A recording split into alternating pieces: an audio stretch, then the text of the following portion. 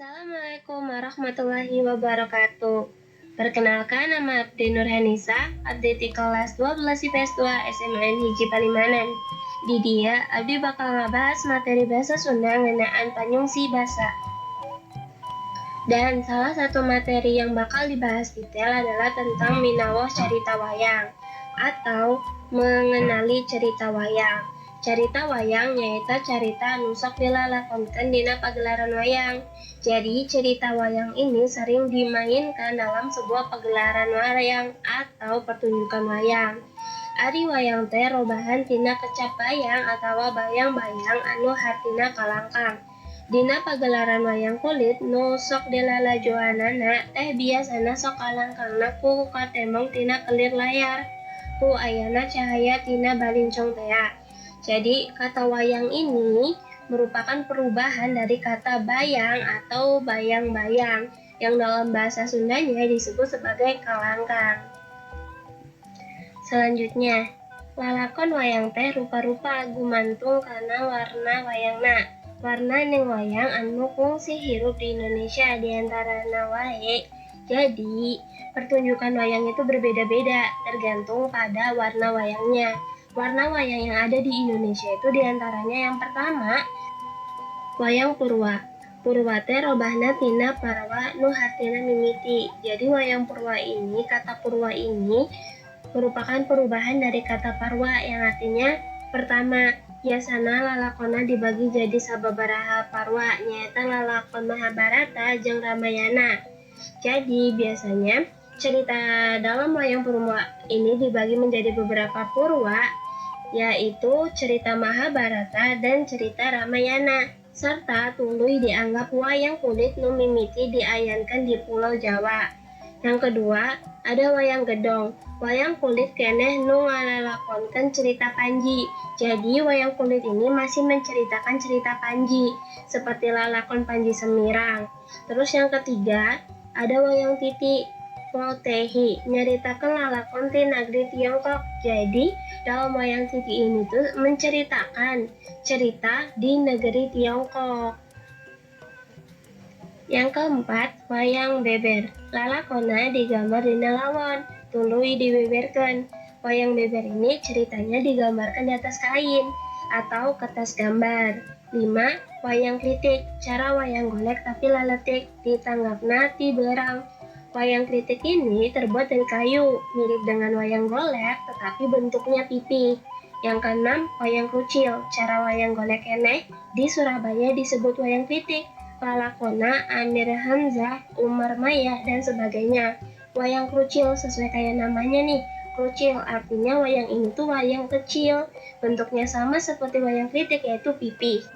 Yang ketujuh, wayang wong, nyaeta wayang jelema, lalakonna tina Mahabharata. Wayang wong ini memiliki tokoh pemeran atau tokohnya adalah manusia. Yang kedelapan, wayang lilingong. Di Cianjur disebutna wayang kritik, lalakonna mupung kembang, jabatan besi, dan sebagainya. Wayang lilingong ini sama seperti wayang krucil dan wayang kritik, yaitu bentuknya kecil dan pipih. Yang kesembilan, wayang suluh. Tina kulit nyaritakan lalakon ayeuna ngeunaan sajarah Indonesia jeung pikeun panyuluhan. Tokohna jalma kaayenakeun. Jadi, wayang suluh ini bentuk wayangnya menggambarkan tokoh di masyarakat dan biasanya menceritakan tentang sejarah Indonesia. Contoh tokohnya adalah Insinyur Soekarno. Dan yang terakhir, yang ke-10 adalah wayang golek. Diijeunna tina kai kawas boneka, rea sumebar di Jawa Barat. Namanya juga wayang golek, yaitu bentuknya adalah seperti boneka. Selanjutnya, wayang gelung teh nyaritakan lalakon Mahabharata jeung Ramayana. Jadi wayang gelung ini menceritakan tentang Mahabharata dan Ramayana. Mahabharata teh nyaeta buku anu nyaritakan lalakon para Barata. Ari Ramayana buku anu nyaritakan Batara Rama. Jadi jika Mahabharata ini menceritakan tentang Barata, sedangkan Ramayana menceritakan tentang Batara Rama. Kedua buku ini umurnya lebih dari 2000 tahun. Dina Mahabharata atau Ramayana pokokna jejer mah sarua bae, nyaeta peperangan antara nu nyekel keadilan jeung nu murka. Baik Ramayana ataupun Mahabharata sama saja, topiknya sama-sama tentang keadilan dan kemurkaan atau kemarahan.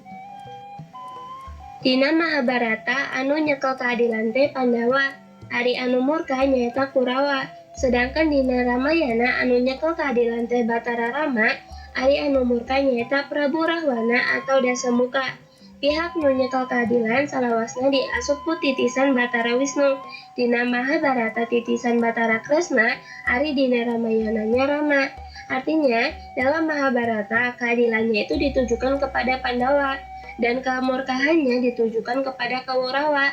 Sedangkan dalam Ramayana keadilannya itu ditujukan kepada Batara Rama dan kemurkaannya ditujukan kepada Prabu Rahwana atau Dasamuka.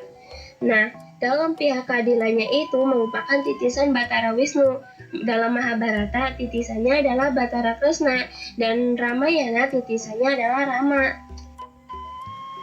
Sabagian tina Mahabharata disebutna Bhagavad Gita, artina syair pujaan dewa Batara Siwa atau syair anu ngayuga.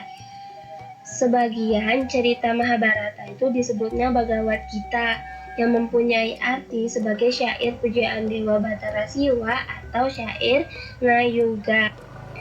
Panjangna 1400 jajar atau 700 sloka.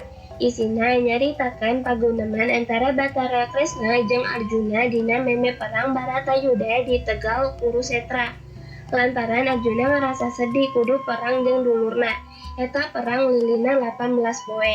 Artinya, isinya itu menceritakan tentang percakapan antara Batara Kresna dengan Arjuna tentang perang Baratayuda.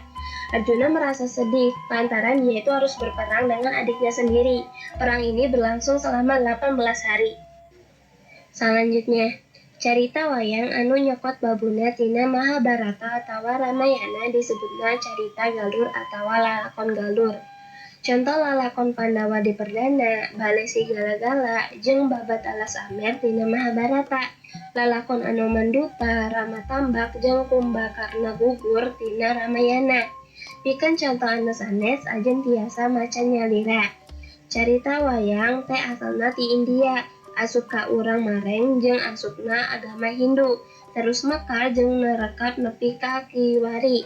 Tangtu bae aya nu robah, beu ditambah atawa dikurangan caritana, tokoh palakuna, tempatna, jeung sajabana. Maksudnya cerita wayang ini berasal dari India. Masuknya wayang seiring masuknya agama Hindu dan terus berkembang hingga saat ini. Tentu saja, dalam seni wayang itu terdapat perubahan, baik itu ditambah maupun dikurangi, dari segi ceritanya, tokoh pelakunya, tempatnya, dan lain-lain. Dugi ka dieu kateranganana, punten upami aya kecap salah, hatur nuhun kanggo sadayana.